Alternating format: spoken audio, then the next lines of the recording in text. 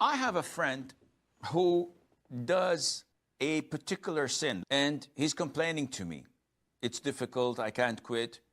So would I be exposing my sin if I said to him, I know how you feel. A couple of years ago, I used to do the same thing. And now, alhamdulillah, I've repented and I quit it and I'm fine. Would that be exposing the sin? The answer is yes.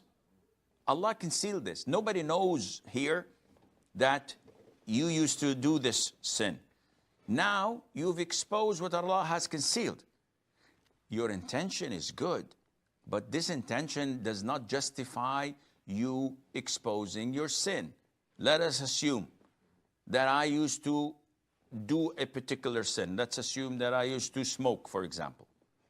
So I see someone smoking, and he said, Wallahi, Sheikh, pray for me. I can't resist smoking, and I'm unable to kick the habit.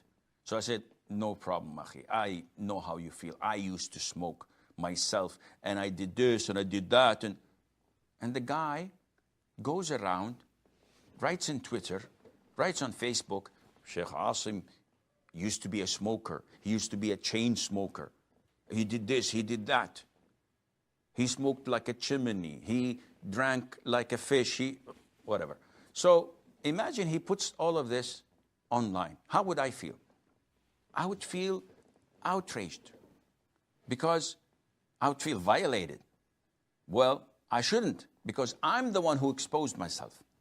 So you get what you deserve. So, Akhi, do not expose your sin to anyone. As long as Allah has forgiven you, as long as Allah has protected you and concealed you, keep the lid on.